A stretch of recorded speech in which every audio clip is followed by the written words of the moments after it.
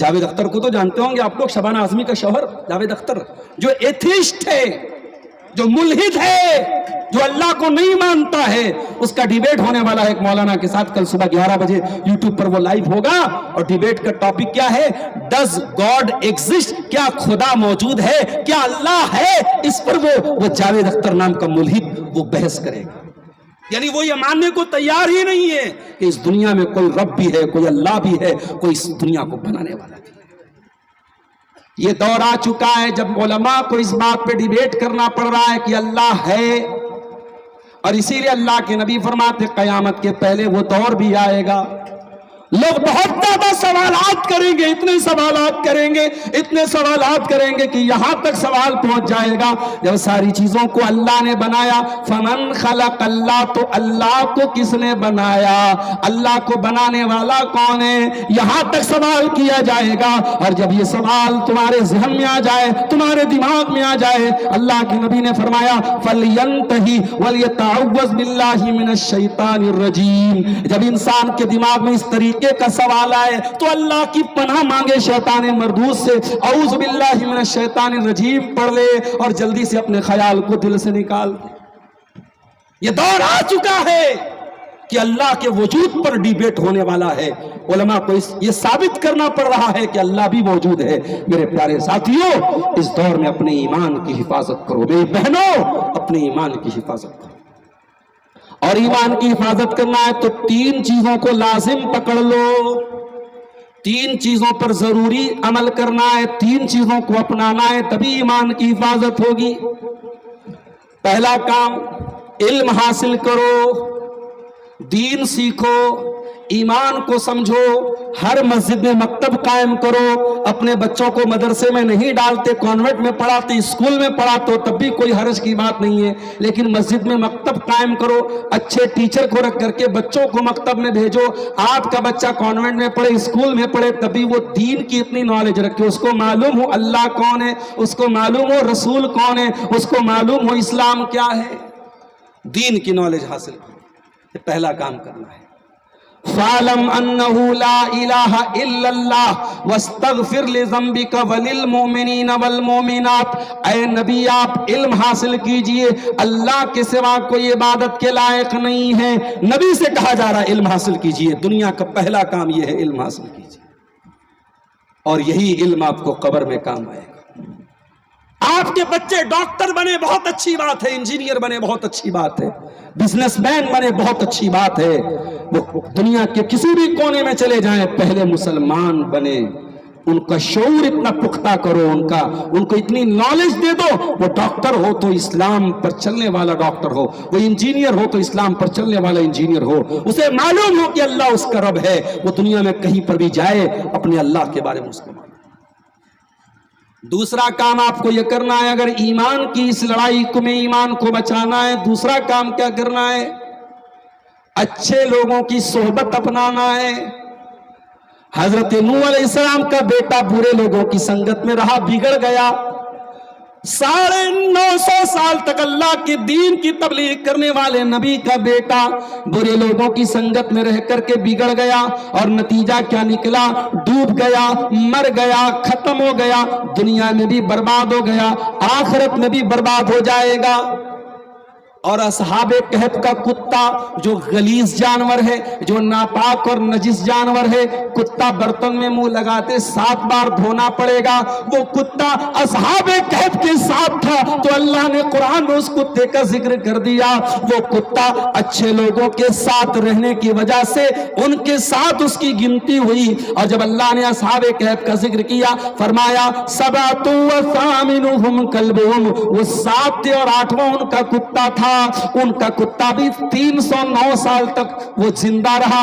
اللہ نے 309 سال تک کتے کو بھی محفوظ رکھا. صحبت کا اثر ہوتا ہے میرے پیارے ساتھ. کہیں ایسا نہ ہو قیامت کے دن ہمیں پچھتانا پڑے کہ ہم کن لوگوں کی صحبت میں پڑ گئے.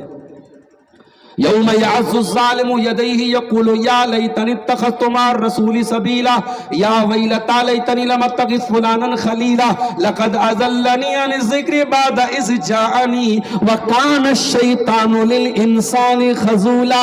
اے انسان کہیں ایسا نہ ہو قیامت کے دن تجھے اپنے ہاتھوں کو کاٹ کے کہنا پڑے اے کاش میں نے فلاں کو ساتھی نہ بنایا ہوتا، فلاں کو دوست نہ بنایا ہوتا، فلاں نے مجھ کو اللہ کی راہ سے بہکا دیا۔ اس لیے سنگت بہت ضروری چیز ہے میرے پیارے ساتھیوں، اچھے لوگوں کی سنگت اپناؤ۔ اپنی بہنوں سے کہنا چاہتا ہوں تم پردہ کرتی ہو، تم حیادار ہو، تم شرمیلی ہو، لیکن بے حیا لڑکیوں کے ساتھ اٹھو گی بیٹھو گی، ان سے دوستی کرو گی، چاہے فیس بک پر ہی ان سے فرینڈشپ کر لو گی، چاہے انسٹاگرام پر ہی ان کو فالو کرو گی، اگر بے حیا لڑکیوں سے تم دوستی کرو گی تو ایک دن تم بھی بے حیا بن جاؤ۔ تو یہ دوسرا کام کرنا ہے۔ اور تیسرا کام کیا کرنا ہے؟ اگر ایمان کو بچانا ہے، پہلا کام علم حاصل کرنا ہے، دوسرا کام اچھے لوگوں کے ساتھ رہنا ہے، تیسرا کام کیا کرنا ہے؟ قرآن سے اپنا تعلق جوڑنا ہے۔ قرآن کو پڑھو، قرآن کے لیے ٹائم نکالو۔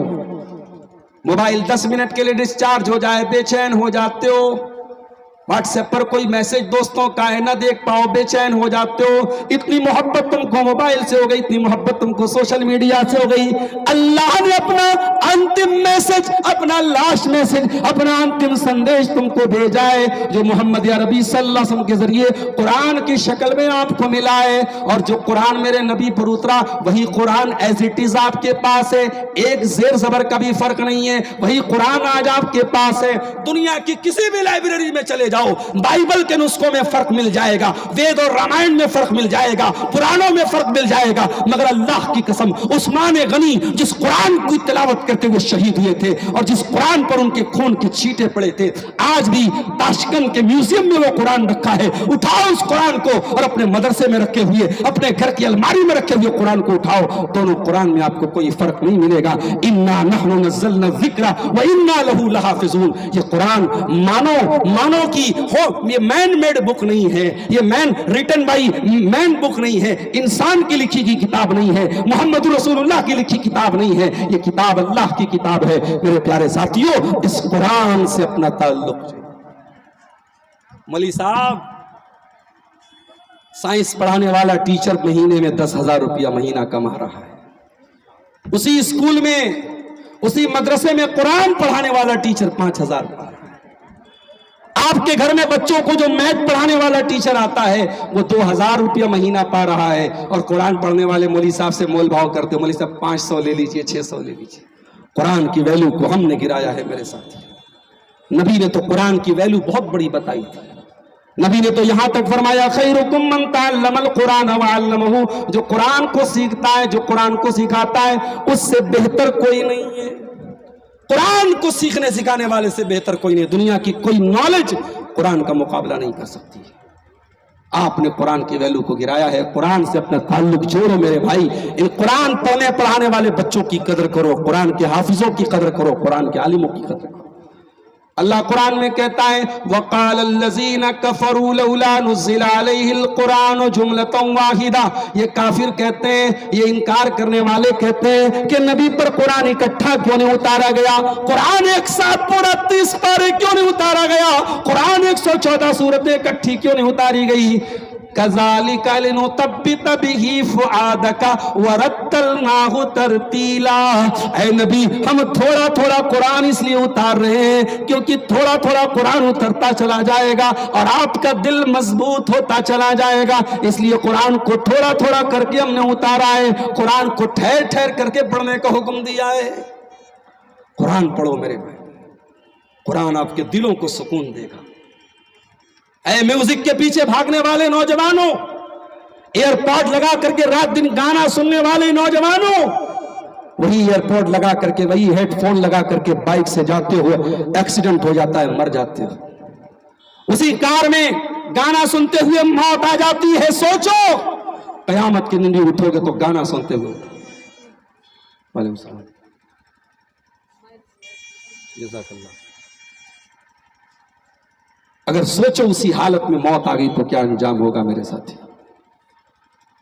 اس لیے غور کرو میرے پیارے ساتھیوں، آج بھی जब कोई फोन करके ये कहता है मौलाना साहब मैं गाड़ी चलाता हूँ, 4 व्हीलर चलाता हूँ, सुबह सवेरे जब गाड़ी लेके निकलता हूँ कभी आपकी तकरीर सुन लेता हूँ, कभी फला मौलाना साहब की तकरीर सुन लेता हूँ, तो दिल में खुशी होती, इसलिए नहीं कि मेरी तकरीर सुन रहा है, इसलिए खुशी हो रही। चलो कोई नौजवान है जो इस गाना और म्यूजिक के दौर में सुबह अपनी कार से जा रहा है तो कुरान और हदीस की बातों को सुन रहा है, उसे शौक है। आज भी बहुत सारे नौजवान मिलते हैं, शेख साहब रात में सोता हूं तो तकरीरें सुन के सोता हूं, उलमा के बयानात सुन के सोता हूं, दिल खुश होता है, दिल बाग बाग होता है। मेरे प्यारे साथियों, ये दिल में ईमान की निशानी है कि आपको कुरान सुन करके सुकून मिले।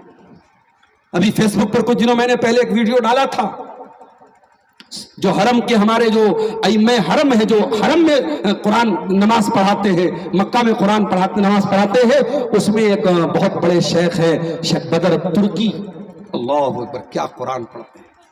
शेख सऊद अशुरैम के इस्तीफा के बाद, उनके जाने के बाद इस वक्त जितने कारी हैं, मुझे उन कारियों में सबसे अच्छी अगर किसी की तिलावत लगती है शेख बदर तुर्की की लगती है। अल्लाह की कसम खा के कहता हूं, अगर आपने उम्रा किया है, हज किया है, आप अपने मोबाइल पर शेख बदर तुर्की की तिलावत लगाइए, कानों में हेडफोन लगाइए और आंखें बंद कर लीजिए, आपको लगेगा आप हरम में नमाज पढ़ रहे हैं, आप मक्का में नमाज।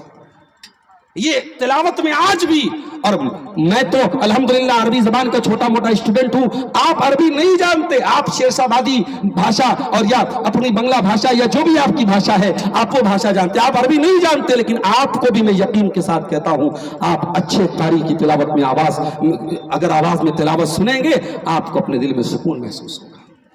तो मेरे नौजवानों, ईमान को बचाना है तो ये 3 काम करो। बातें थोड़ा जल्दी जल्दी कर दूं क्योंकि हमें यहाँ से निकलना भी है, 10:25 होने वाले हैं, और ट्रेन का भी हम लोगों ने टाइम चेक किया। ट्रेन जो बनी से चलती है बिफोर कटिहार पहुंच जाती है, ट्रेन मेरा इंतजार नहीं करेगी, 11:05 पे वो निकल जाएगी, 10:30 बजे मुझे निकलना पड़ेगा, यहाँ से 5 मिनट का मेरे पास वक्त और है। आप सोचिए मेरे साथियों, आज हमारा नौजवान स्मोक का नशा, इसी कटिहार में लोगों ने बताया कोई नशा होता है स्मोक का नशा। कैसा नशा होता है? कोई पाउडर है, जो नौजवान उसका आदी बन गया, घर का सामान बेच करके इसमें खरीदता है, अपनी बीवी तक को बेच देगा मगर इसमें खरीदेगा, नहीं खरीदेगा, नहीं खाएगा, उसको चैन नहीं मिलेगा। माफ करना मेरे प्यारे साथियों, ये जिंदगी इतनी हकीर नहीं है कि तुम इसमें के हवाले कर दो। जाओ, बनारस का कैंसर हॉस्पिटल मेरे घर से बहुत ज्यादा दूर नहीं है, इसी कटिहार के भी कुछ पेशेंट आए थे कैंसर के, बनारस में वो आके उन्होंने वहां इलाज कराया था, हॉस्पिटल भरे पड़े हैं। पूछो क्यों हुआ कैंसर? कोई तंबाकू खा रहा था, कोई सिगरेट पी रहा था, कोई बीड़ी पी रहा था, कोई गुटखा खा रहा था, कोई खैनी खा रहा था। ये नशा आपके शरीर को छलनी कर रहा है। अगर अल्लाह से मोहब्बत करते हो, अल्लाह का डर है दिलों में, अल्लाह के वास्ते ये चीजें छोड़ दो मेरे प्यारे साथियों। वला तक़्तुलू अनफुसकुम, अल्लाह ने ये जीवन दिया है, इस जीवन को बर्बाद मत करो। किसी के बाप होगे, किसी के शौहर होगे, किसी के बेटे होगे, अपने जीवन को इस तरीके से बर्बाद मत करो, सुसाइड मत करो, आत्महत्या मत करो, नशे को छोड़ दो मेरे प्यारे साथियों। ज़िनाकारी भी बड़ी तेजी से नौजवानों में आम हो रही है, और ज़िना क्यों आम हो रहा है? मैं बार बार अपनी तकरीरों में एक बात कहता हूं, आप अगर निकाह को आसान नहीं करेंगे, ज़िना आसान हो जाएगा। निकाह को आसान कीजिए, लात मारिए जहेज की रस्म को, लात मारिए 200 बारातियों को खाना खिलाने की रस्म को। ये 200 बाराती खाना खाएंगे, उसके बाद अपनी जिंदगी की गाड़ी कमाई आप खर्च करके उनको खाना खिलाएंगे, उसके बाद वो कमेंट करके जाएंगे, अरे इसका तो झोल ज्यादा था, नमक ज्यादा था, मुर्गा ज्यादा गला नहीं था, ये था वो था, रोटी अच्छी नहीं थी, चावल अच्छा नहीं था, वो कमेंट करके जाएंगे। बाप बेचारा, बेटी का बाप जिंदगी भर की कमाई कुर्बान करके आपको खाना खिलाए और आप कमेंट करके जाते हैं। अरे कहीं जाओ, अगर दावत में जाओ, अगर खाना कुछ मान लो कि 19 भी है, खाने में कुछ कमी भी है, तो अल्लाह का शुक्र अदा करो, चलो भी उसने तुमको दावत दी है। शादियों में आज जो हो रहा है मेरे भाइयों, खून के आंसू रोने का दिल चाहता है। कोई जमीन बेच के शादी कर रहा है, कोई बैंक से लोन लेके शादी कर रहा है, कोई दूसरों से सूद पर कर्जे लेके शादी कर रहा है। मेरे नबी के दौर में शादी इतनी मुश्किल नहीं थी, और जब आपने शादी को इतना मुश्किल बना दिया तो आज हालात ये हैं कि आज शहरों में होटल मौजूद हैं और नकाब पहन के लड़की गैर मुस्लिम लड़के के साथ जाती है, होटल में ज़िना करके निकलती है। वीडियो डेली जो है उसको मिल रहा है मेरे प्यारे साथी। क्या लिखा है सवाल औरतों की जानिब से? अरे भाई सवालात आने लगे।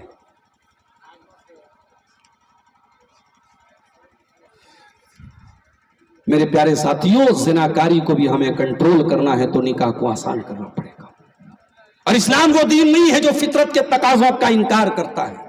اگر آپ نوجوان ہیں، آپ کو جب جوان ہو جائے، لڑکی جوان ہو جائے، لڑکا جوان ہو جائے، شریعت کہتی ہے کہ ٹھیک ہے، اسے ایک جوڑے کی ضرورت ہے، اسے ایک لائف پارٹنر کی ضرورت ہے، اسے ایک جیون کا شریک حیات کی ضرورت ہے. اسلام کہتا ہے یا معاشر الشباب، اے نوجوانوں، تمہاری طاقت ہو جائے شادی کی، فلیتزوج، تو نکاح کر لو، فإنہ اغض للبصر، جب تم نکاح کرو گے تو تمہاری شرمگاہ کی حفاظت ہوگی، تمہاری آنکھوں کی حفاظت ہوگی. آپ عبد الغفار سلفی صاحب کی، شیخ جرجیز صاحب کی، شیخ فضل الرحمان کے جتنے بھی علماء ہمارے سیمانچل میں آ رہا، آپ ان کی تقریریں سنتے چلے جائیں. تقریریں سن کر کے آپ اپنی حفاظت نہیں کر پائیں گے جب تک آپ اسلام کے بتا ہوئے علاج کو فالو نہیں کریں گے، اسلام پر عمل نہیں کریں گے. اس لیے میرے پیارے ساتھیوں، اگر زنا کو روکنا ہے تو نکاح کو آسان کرنا پڑے گا. ایک آخری بات بیان کر کے پھر ان سوالوں کا جواب دے کے بات ختم کرتا ہوں. آج ہمارے نوجوانوں میں پیسہ کمانے کا بھی ایک جنون ہے. پیسہ کماؤ میرے ساتھیوں، پیسہ کمانا برا نہیں ہے، مگر پیسہ کمانے کی دوڑ میں اتنے اندھے مت بن جاؤ کہ حلال و حرام بھول جاؤ. یہ پیسہ اگر حرام کمائی سے آپ کے گھر میں آئے گا، بلڈنگ بن بھی جائے گی، بچے آپ کے اس پیسے کو کھائیں گے، آپ کی عبادتیں اللہ کی قبول نہیں ہوں گی. نبی نے فرمایا ما نبت لحم من صوت فالنار اولی بہ، جو جسم حرام کمائی سے پرورش پائے گا وہ جسم جہنم کی آگ میں جلے گا. میرے پیارے ساتھیوں، نبی نے فرمایا تھا یاتی علی الناس زمان، ایک زمانہ ایسا آئے گا لا یبال المرء من اين اخذ المال، انسان اس بات کی پرواہ نہیں کرے گا کہ حلال طریقے سے پیسہ کما رہا ہے یا حرام طریقے سے پیسہ کما رہا ہے. یہ 2-3 سوالات آئے ہیں. 25 دسمبر کو ہمارے عیسائی بھائیوں کے ساتھ کرسمس ڈے منا سکتے ہیں، اور یہ لوگ کرسمس ڈے کیوں مناتے ہیں؟ میرے خیال سے اس سوال کا جواب میں کئی بار تقریروں میں دے چکا ہوں، اور یہ بہت کامن چیز ہے. سب لوگ جانتے ہیں کہ کرسمس عیسائی لوگ حضرت عیسیٰ علیہ السلام کی پیدائش کے دن مان کے مناتے ہیں، ان کے جنم کی خوشی میں مناتے ہیں، ان کا جنم دن مناتے ہیں. اور ہم جیسے عیسیٰ علیہ السلام کو اللہ کا رسول مانتے ہیں، وہ اللہ کا رسول ہی نہیں اللہ کا بیٹا مانتے ہیں. تو وہ عیسیٰ علیہ السلام کو سن آف گاڈ مانتے ہیں اور اس کی وہ خوشی مناتے ہیں. ان کا یہ ماننا ہے کہ اللہ نے اپنے بیٹے کو جنم دیا اور بیٹا سولی پہ چڑھ گیا، ساری مانوتا کے پاپوں کو اپنے سر پہ لے کے چلا گیا. اس پورے کانسیپٹ کو ہم اللہ تعالیٰ کی توہین مانتے ہیں، عیسیٰ علیہ السلام کی توہین مانتے ہیں. اور اس لیے کرسمس کے سیلیبریشن میں مسلمان کا شامل ہونا اس کے اسلامی عقیدے کے حساب سے بالکل غلط ہے، ناجائز ہے. اس کی مبارکباد دینا، اس میں شامل ہونا، یا اسکولوں میں ہمارے بہت سارے بچے جو ہے وہ کرسمس ٹری بناتے ہیں یا سیلیبریٹ کرتے ہیں، یہ تمام چیزیں غلط ہیں، ان سے ہمیں پرہیز کرنا چاہیے. ایک سوال آیا ہے کہ عورتوں کے لیے چاش کی نماز کی کیا، جو مردوں کے لیے چاش کی نماز کی فضیلت ہے وہی عورتوں کے لیے ہے. 2 رکعت بھی پڑھ سکتے ہیں، 4 رکعت بھی پڑھ سکتے ہیں. بہتر یہ ہے کہ آپ 4 رکعت پڑھیں. یہ 4 رکعت نماز اگر آپ چاش کی پڑھیں گے تو بدن کے ہر جوڑ کی طرف سے صدقہ ہو جائے گا. تو صبح جو ہے سورج نکلنے کے 15-20 منٹ کے بعد چاش کا وقت شروع ہو جاتا ہے. آپ چاہیں تو اس ٹائم بھی پڑھ سکتے ہیں سورج نکلنے کے 20 منٹ کے بعد، اور آپ چاہیں تو تھوڑا اور لیٹ کر کے جب دھوپ زیادہ کڑی ہو جاتی ہے، اس موسم میں تو دھوپ آپ کو نہیں ملے گی، مان لیجیے صبح 10 بجے کا جو ٹائم ہوتا ہے وہ بھی آپ چاشت کا یا اشراق کی نماز کا پڑھ سکتے ہیں. اس ٹائم بتا تو دیا، بدن کے ہر جوڑ کی طرف سے صدقہ ہے. اور ایک حدیث میں یہ بھی فرمایا گیا کہ ایک حج اور ایک عمرہ کا ثواب بھی ملے گا. ایک سوال یہ آیا ہے کہ کیا تبلیغی جماعت کو اہل حدیث کی مسجد میں ٹھہرانا صحیح ہے؟ میں اس سوال کا جواب دے چکا ہوں. تبلیغی جماعت سے ہمیں بہت ساری چیزوں میں اختلاف ہے. اگر آپ کی مسجد میں وہ درس دینے آتے ہیں تو آپ اپنے مقامی علماء سے مشورہ کر لیں. اگر وہ قرآن و سنت کی روشنی میں درس دے رہے ہیں تو اس کی اجازت دی جا سکتی ہے. لیکن اگر وہ اس بات پر اصرار کریں کہ ہم اپنی کتاب کا درس دیں گے، اپنے حساب سے درس دیں گے، تو میں اس کو مناسب نہیں سمجھتا کہ اہل حدیثوں کی مسجد میں تبلیغی جماعت کا جو ان کا سسٹم ہے اس کے حساب سے درس دیا جائے. باقی اس سلسلے میں آپ اپنے علاقے کی جو جمعیت ہے، جو علماء ہیں، ان سے رابطہ کریں. ایک سوال آیا کیا نیا سال کے موقع پر خوشیاں منا سکتے ہیں؟ ایک ہی لائن میں جواب دوں گا. ناداں یہ کہہ رہا ہے نیا سال مبارک. ایک اور اینٹ گر گئی دیوار حیات سے، ناداں یہ کہہ رہا ہے نیا سال مبارک. تیری زندگی کا 1 سال اور کم ہوا ہے، تو اپنی قبر سے 1 سال اور قریب گیا ہے، اپنے انجام سے ایک قدم اور قریب ہوا ہے. یہ موقع خوشی منانے کا نہیں ہے، یہ اپنے آپ کو جانچنے کا موقع ہے. 1 سال میں ہم نے کیا گوایا، کیا پایا، اور آگے ایک نئی امید اور نئے کرن اور نئے حوصلے کے ساتھ اپنی کمیوں کو دور کرنے کا موقع ہے. یہ سیلیبریشن کا موقع نہیں, یہ جشن منانے کا موقع نہیں. اللہ تعالی ہمارے نوجوانوں کی حفاظت فرمائے, کہنے سننے سے زیادہ ہم سب کو عمل کی توفیق دے. ہمیں توفیق دے کہ یہ جو جلسہ ہم نے منعقد کیا ہے اس مسجد کی تعمیر کے لیے, اللہ اس مسجد کی تعمیر کو جلد سے جلد ہمیں مکمل کرنے کی توفیق عطا فرمائے. آمین. وآخر دعوانا الحمد